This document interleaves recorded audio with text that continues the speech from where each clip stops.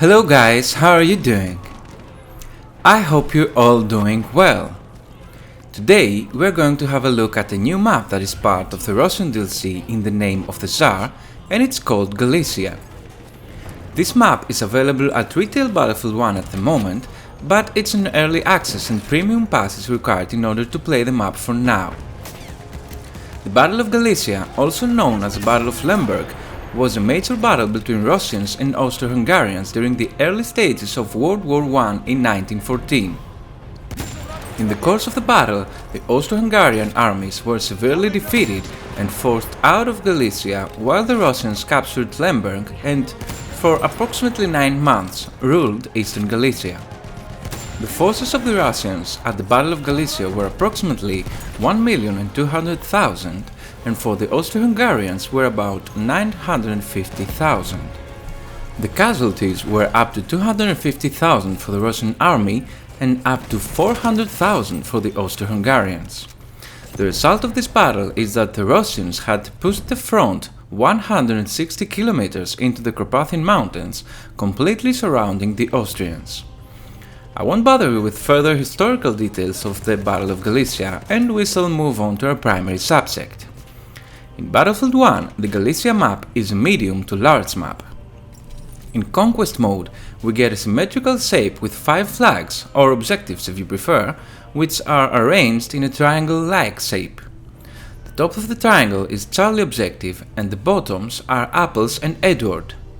So, as you expected, like most of the 5 objective maps in Battlefield 1, the hot flag is Charlie. And I will claim a balance issue for Charlie objective in a while, as we are discovering the map. Galicia is a really wide open field map, with minimum cover opportunities at most of the parts of it.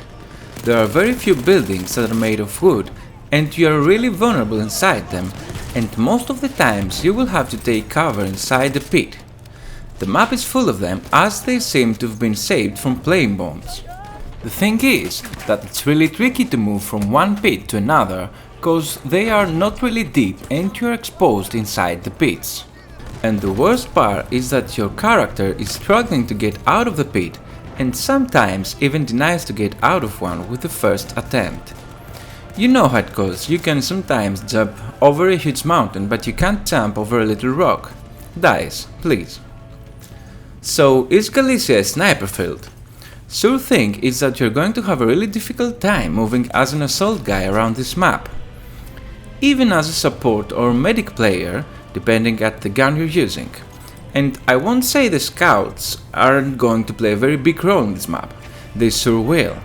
Snipers are going to be very helpful pushing the enemy infantry back, as long as they're pushing with the rest of the team and a little behind the front line.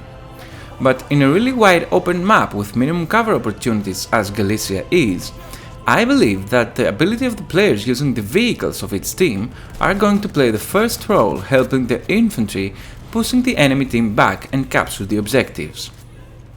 Galicia has cavalry, tanks and planes, along with flame troopers and sentries for infantry players to use, and for Behemoth there is the armored train that is able to move across the map and conquer Charlie objective. Now let's move on to an overview of the map. The Russian spawn is at the right side of the map and it has Apples as gimme objective, and there really isn't any chance of cover cause it's just a snowy open field, so you don't want to get spawn trapped if you're playing the Russian side, cause the routes to get out of the spawn if the enemy gets really close are minimum, due to the fact that you will be exposed at an open field from multiple directions. The Apples objective is called Stockpile, and you have some big rocks if you need to take cover. In order to move on to the map from Apples objective, you can go along the river that is next to Apples and it's going to lead you at Butter's objective. This route is the most safe one to move from Apples flag, cause the river is a little bit lower of the rest of the map and you can get better cover opportunities there. You can also go to Duff from Apples objective through the bombed field, but you can only get cover in the tips, or at a few windmills and destroyed wooden buildings. So it's a risky move and you're probably going to die if you're going to push that direction, and you'll see why in a moment. Butter's objective is the second nearest objective from the Russian spawn, and it's called Varaya River. And it's a pretty simple objective placed along the river with a narrow capture area. After Butter's objective, the Russians can move towards Charlie, the hot objective of the map, or Duff, but Duff is the second closest flag of the Austro-Hungarians. You need to be really cautious if you're going for that move. And that move, in my opinion, is probably the best move the Russians can make in order to get the upper hand of Galicia map. You will understand why I claim this in a while that we're going to see the map from the Austro-Hungarian view. The problem is that Russians have no cover at all when they are moving from Butter's to Charlie objective. Enemies can come from the left side of the map, where Duff is placed, or right in front of them. And while the Russians, even if they achieve to get to Charlie, have a wrecked train as a cover option, the enemy team is going to have wooden houses and much more cover than the Russian side. So, let's see it. Starting from the Austro-Hungarian spawn, which is placed in a wide open field similar to the Russian spawn but with slightly more cover opportunities than the Russian spawn, has Edwards for gimme objective. Edwards, which is called Forest Battery, is an open objective with minimum cover opportunities similar to Apple's objective, the gimme for the Russian side, and it's also placed by the river that leads to Duff objective, the second closest to the Austro-Hungarian side, as well as Butter's objective, the second closest to the Russian side. So the safest route from Edwards is to go to Duff. The river is going to provide really good cover until you get to the trenches of Duff objective, which is called Western Firing Line. So D flag is inside the trenches and you can have a really solid cover there. If enemies are going to try to get Duff pushing from Butters along the open field, they will almost have no chance. If the Russians push from Charlie though, there are better cover opportunities for them as the trenches are going towards Charlie and the Austro-Hungarians will have some problems then. So, after Duff objective, the Austro-Hungarians have three choices. They can move towards Charlie, which is the closest flag and the safest one to move to. They can move to Butters along the river, that can provide them with some cover but not much really. And the most daring ones can push to Apple's objective, the gimme flag for the Russians, with nearly no cover at all. Only tips, windmills and wooden houses are at this route to provide you cover.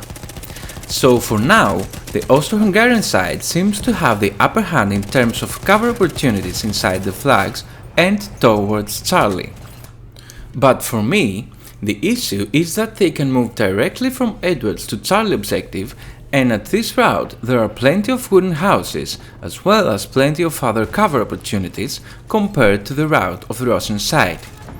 And with the trenches of Duff and the cover from E to C flag, the Austro-Hungarian seems to have the upper hand of Galicia map in Battlefield 1. I suppose history will not repeat itself for our game, because if the Austro-Hungarians are going to capture Charlie first and push the Russians to Butters, they will probably keep pushing them until their spawn. So, if you play with a Russian team and you see that your team is getting pushed back, you better spawn to a plane and parachute in a safe location and call your squad to join so you can flank the enemy team, cause if you just try to push them face to face, you will probably fail cause the Austro-Hungarians will have better cover opportunities than your team. But that always depends on the balancing of the player's skills for each team.